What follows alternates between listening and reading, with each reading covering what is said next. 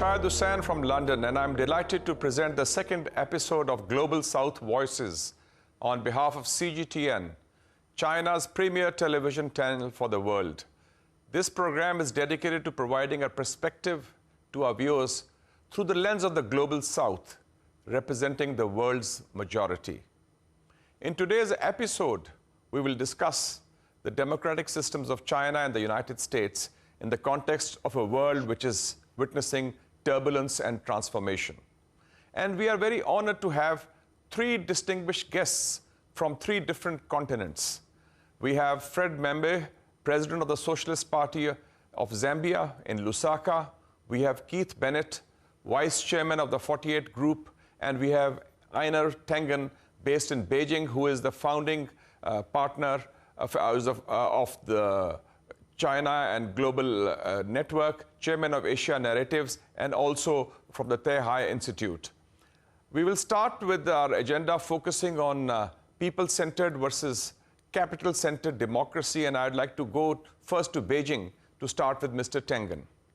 Mr. Tengen, you are also seeing in Beijing the Third International Forum on Democracy being organized, and the issues of democracy have become very relevant because in the West, democracy is often used as a weapon, human rights and democracy, to beat up countries that they feel are at variance with their perspectives.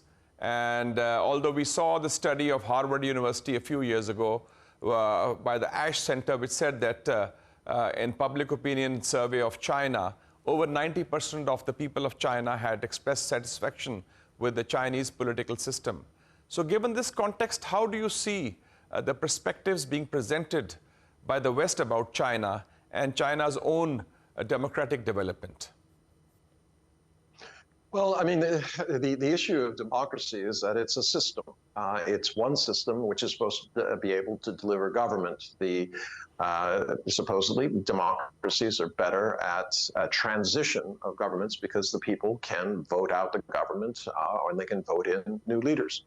But what you've seen, especially in the United States over the last 45 years, is that the middle class, which is really the bulwark of the kind of democracy that's in America, has literally come in tatters. 45 years ago, it was 62% of the population were middle class. Today, it's 50% and going lower. So you have a situation where, the idea was that, yes, democracy can deliver, but today it is not. If you look at politics, and this is not only in the United States, but democratic systems that are championed by the U.S., what are they delivering leaders? Are they talking about issues that need to be talked about, like the $34 trillion in debt the U.S. government is piling up and is about to pile up more? Are they dealing with internal issues? Is it safe to walk the streets of the city? So democracy, in essence, is not failing the people, but the people are failing democracy. Now, you contrast that with China. They just recently had the two sessions. The two sessions were all about many, many ideas. What they did is they were concentrating on jobs for kids, the economic prospects. There were, literally hundreds of suggestions made. Each one of those suggestions will be treated seriously and will be reported back on in terms of whether it can be done, what laws need to be adjusted, what policies need to be adjusted. But all of the system in China drives towards consensus. It tries to get everybody working in the same direction. And how do they do that? They do it based on values and this idea that no one is correct. It is just a question of how you solve the issues. Very, very different than the U.S., where you have entrenched parties who are battling back and forth over issues that they make into these huge bugbears, whether it's abortion or immigration, foreign policy, Afghanistan, Iraq, all the failed issues out there currently, Gaza, of course, and Ukraine. I think very well put that whether the system delivers and you have leadership that can solve the problems, and also whether the leadership represents the voice of the people. I was seeing this public opinion polls regarding the war in Gaza and also in Ukraine, where majority of Americans want a ceasefire on Gaza, but the American government policy is quite different. Your take on it, Mr. Membe, from Africa.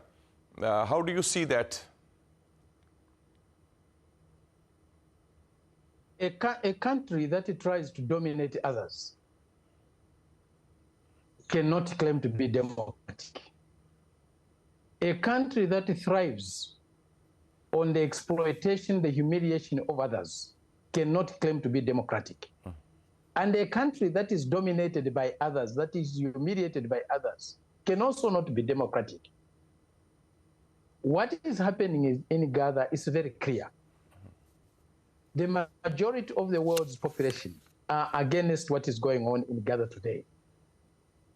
But one country, with a few countries that surround it, that are with it, are defying world public opinion on Gaza.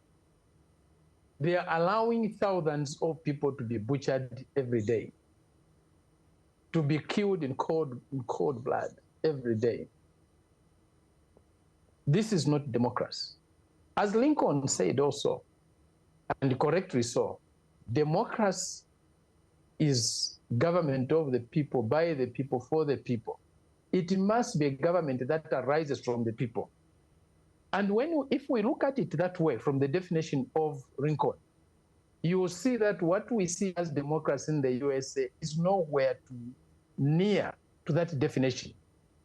And China is much more closer to that definition. There is more participation in China than in the USA in the governance of their country. So what we see in Gaza today is a reflection, it's an extension of what is happening in the USA itself. Israel would not be able to do what it's doing in Gaza without the support of the United States. But where in the world has the United States really ever promoted democratic governance? Where in the world? Show me one country in the world where the USA has promoted democracy. Not even within the borders of the USA itself can we say there's democracy. What we see in the USA is not democracy, it's a sham. That from 1947 to 1989, there were 64 attempts at regime change by the United States, mostly in different third world or developing countries of the global south.